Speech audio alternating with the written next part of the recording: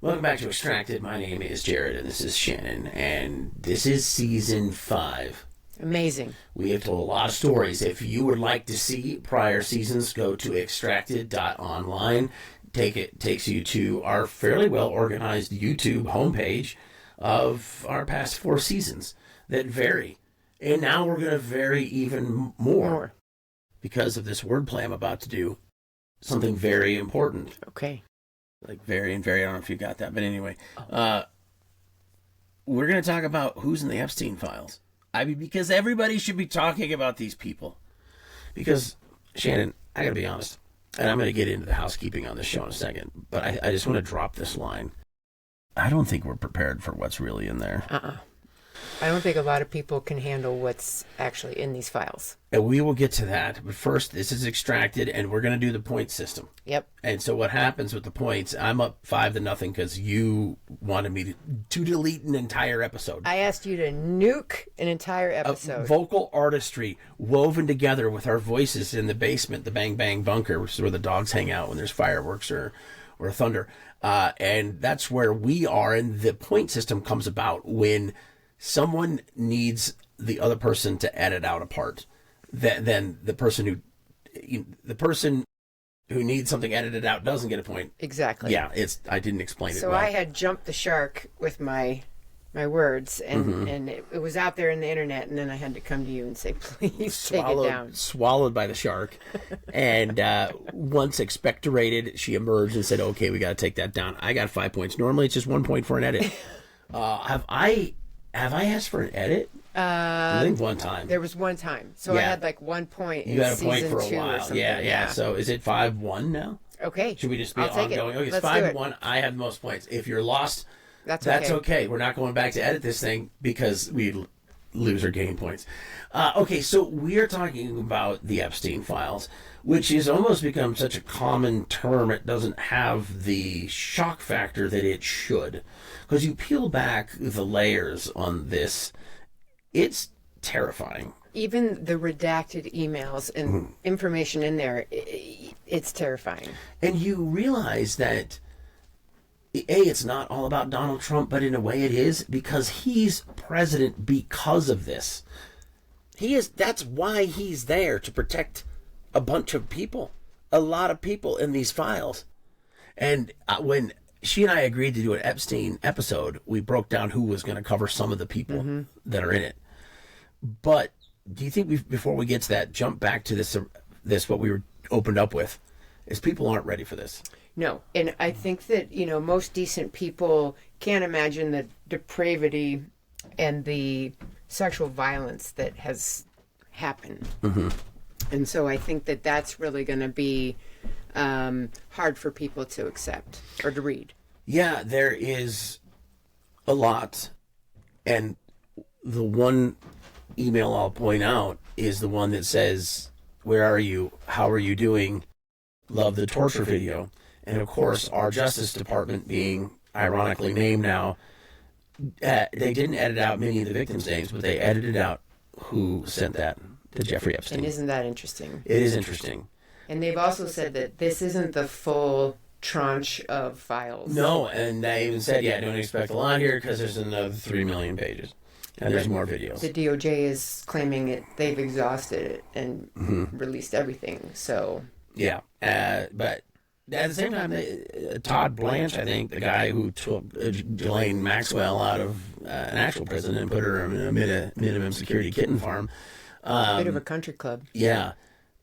He's also said there is more, but they're not releasing it.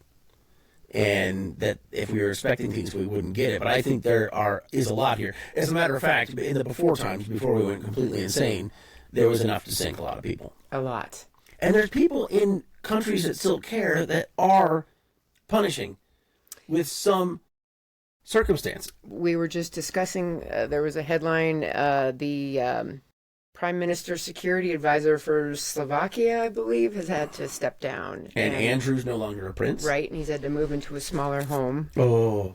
I mean, and really here in America, the only person is Ghislaine Maxwell. She's the only one that's in prison. I mean, Epstein was briefly.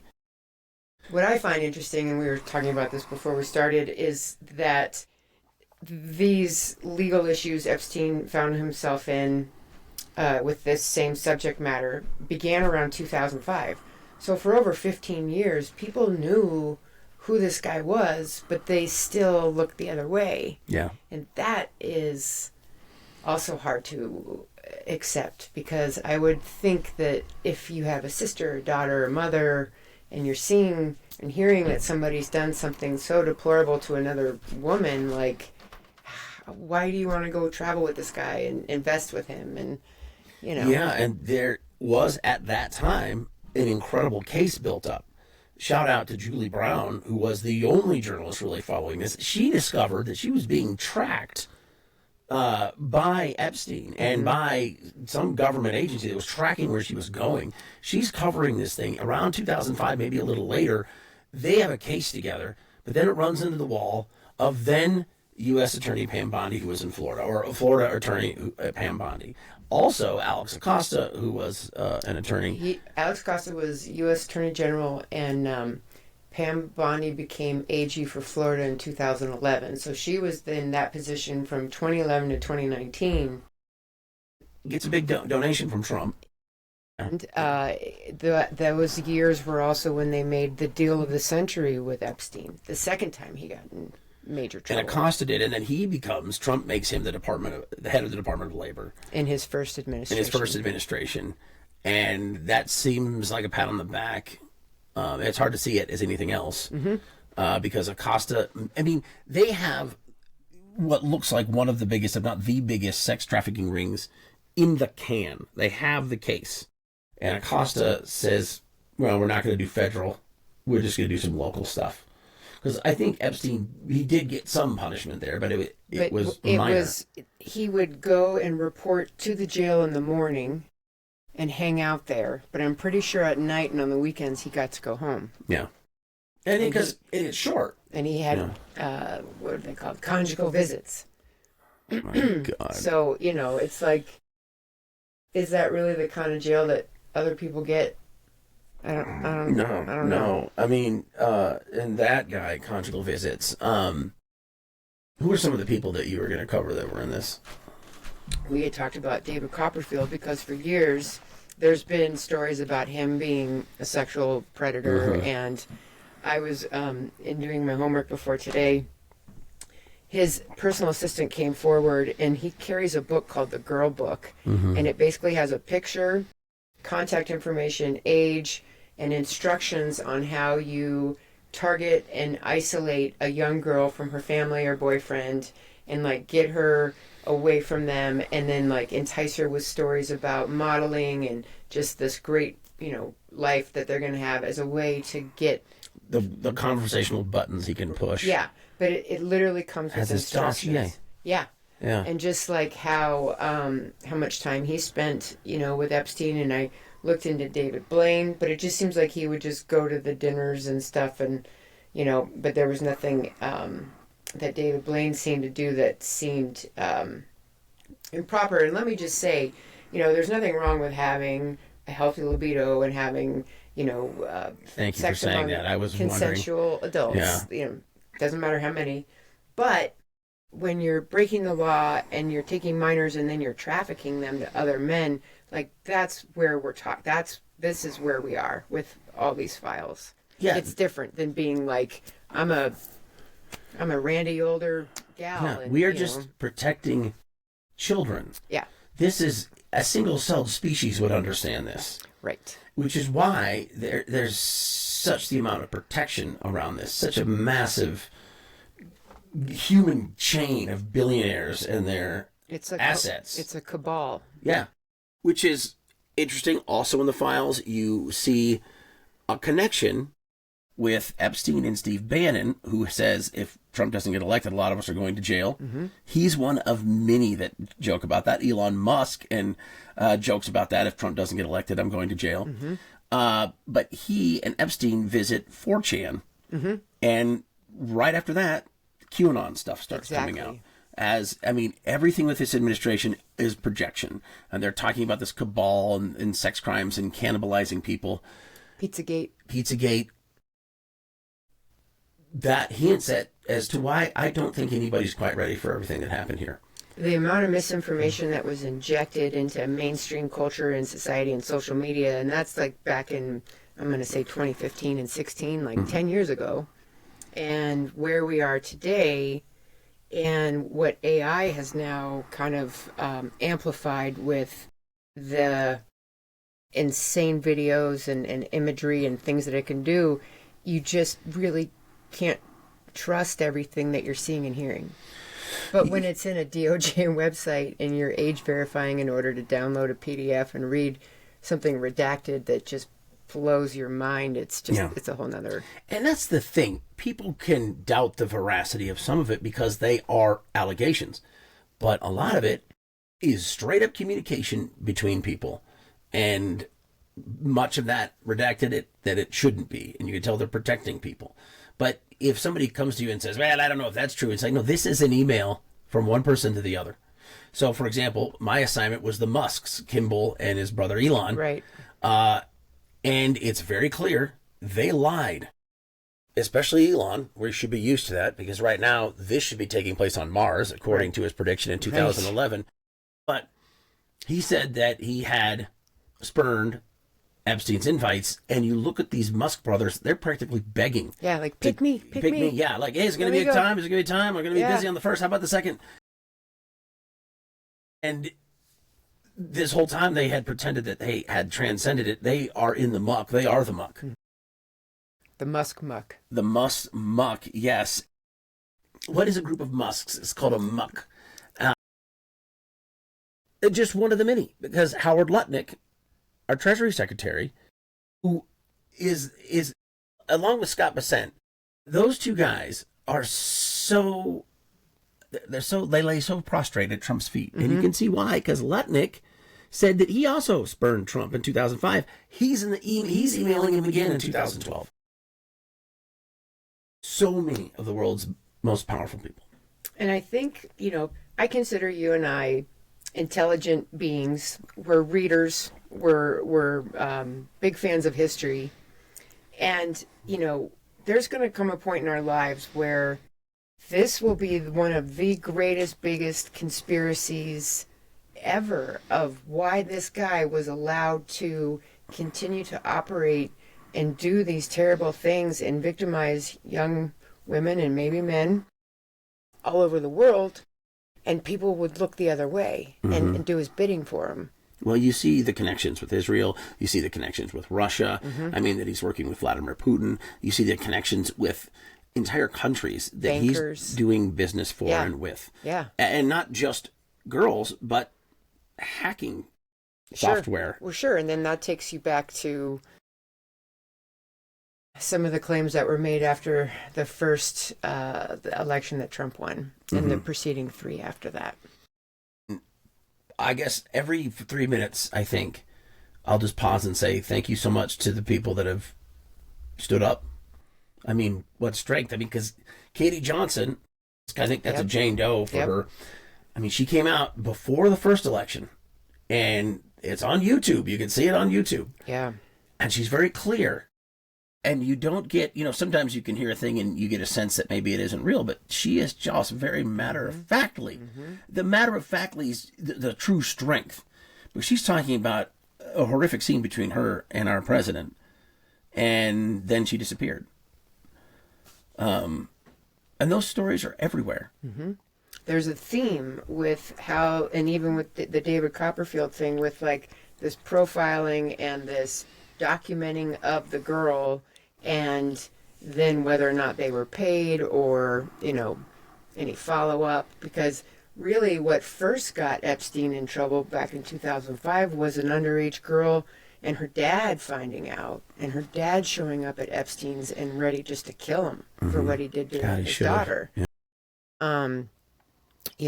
But for how long did he go unchecked before that, right? And how many more women and whatnot are out there? And just, it's hard to talk about, and it's gross, and it makes your stomach turn. But do you want to touch on some more of the people that you were assigned? Yeah, I was looking into Bill Gates and the interesting claims that he's now denying that he got STDs from some Russian females and was asking Epstein for antibiotics that he could slip to his wife without her knowing, which meant he gave her the STD. It's amazing, this interview with Melinda. Have you seen this pop up? Because she's being interviewed, and the interviewer asks Melinda Gates, what was going on, and she said it was a lot of things. And then the interviewer comes back and says there was rumors he was with Epstein, and Melinda Gates says, that would be up for him to talk about, but yes, there were a lot of things, and it's ominous. She knew who he was, and she was trying to prevent her husband from doing business with him. So they had workarounds to that, which is it's very sad. But she, I think, was trying her best to protect herself and her family from that because she knew who he was. How do you not? How does Sarah Ferguson, right? Duchess of York, sending emails that he's such a special, wonderful friend, and she has 2 daughters. Do you have insight on his ascent? Because there is the Barr family involved. Here he was a teacher. He's a teacher at a preparatory school in New York. But he wasn't really even qualified. He wasn't a good teacher. As a matter of fact, they complained about him at that school. This is Epstein.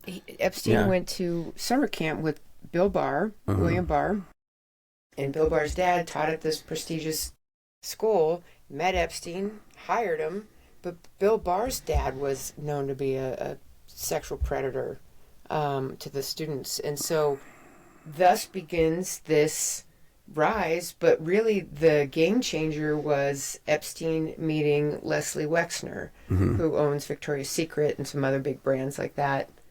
And they had some kind of relationship. And what resulted from that was Epstein getting that brownstone that was rated in New York City, that big is probably $4 or $5 million brownstone, and then a home in Ohio and a bunch of his money. But you and I have been friends 30 years, and I've yet to get anything like that from you. No, I have not, and I'm working on it. I'm trying to get. I'm going to give collection. You a brownstone. Okay. I've found outside. I do have a coin collection. That brownstone might have come from your dog. Yeah, petrified. As long as it's frozen, it's hard to tell. That's funny. I've been doing this podcast, watching every word. I want to crack jokes. It's which you get, like we just did. We got to a territory where it was okay, but I just want America to realize this is serious. A, and B, it's going to a place that's going to be absolutely unbelievable and horrific, and we need to grow up and accept this. I know a lot of people are doubling down on their support for Trump, and as maybe a natural reaction, as terribly as things are going for this country with him as president. And I know a lot of people who have never supported him, but would still recoil and not support or believe some of the things that are in here. Now, granted, it's going through a lot of filters, and before you see ABC News reported, it's going to have to be very well vetted. But I think we're missing a lot of this, the terrible truth. You mentioned someone that's a major architect of what's going on, and that is Steve Bannon, and him having this thing of flooding the zone where all of us Americans are getting hit with so many of these different crazy stories and things that are happening that you can't just focus on one thing. There's so many. You're just overwhelmed, you're traumatized, it's just too much. And so you wonder what is getting swept under the rug while we're all being kind of stunned in the ether of this massive hard truth that some of the most powerful people that we know of in our lifetime did some really terrible things to and Trump relies on that. He's constantly using projection. He loves to deny and delay and deflect, and that is what he's done. I think it was hard for a lot of people to believe the Russia scheme, but there was 32 proof. Indictments from that, and that they were able to brush over it thanks to Bill Barr, who released redacted Mueller report before it was really time to release it, and that's what the public got. So we have been here before, okay? They are trying to ensure that what is in this is unbelievable, and we won't react. And again, these people will walk away without any accountability, because the only person in the can right now in this country is the woman who was involved in Ghislaine Maxwell. Well, and it's weird, right? And follow me for a second on this. We are the generation that grew up with the Inquirer, right? Mm-hmm. And those type of like, I wouldn't even call them news magazines. I'd call them publications. But turns out a lot of that stuff was actually true, and they would do these catch and kill type stories. And I forget the guy's name that owned the National Enquirer, but he worked for Trump heavily in the first administration. Yeah, he is. I know his name. Anyway, sorry. But like, and what was my point in saying that? Just that, like, some of the most unbelievable, god-awful things you read about and you think are just conspiracy theory and hogwash and misinformation are actually what they are. The National Enquirer can't trust our president, because that's one reason Stormy Daniels got out. Yep. Because they caught and killed Karen McDougal. That story. They actually gave her a job as a columnist. That was part of her payment. But Stormy Daniels, they were caught and were going to kill, but they didn't receive payment from Trump. Right. So this is the world we're in, people. Okay, lying people who cannot be trusted by the tabloids. You have hit a new low when that's the case. So open your brains and gird your emotional loins. Yeah. Because we need to go places. And you're going to have to be brave, because this is for the country. This is for your children. This is to stop and contain a terrible virus in this country, which is wealthy, mostly men who are used to getting away with anything. And when they talk about their freedom cities, which they push for in Honduras and then in Greenland, these corporate utopias where there's less accountability, well, I wonder what some of the things they want to not be accountable about, which will take place. And everyone who said they didn't have anything to do with Epstein are showing up again in the Musks and the Lutnicks and beyond, who are there. Who else? Did you have other people on the list?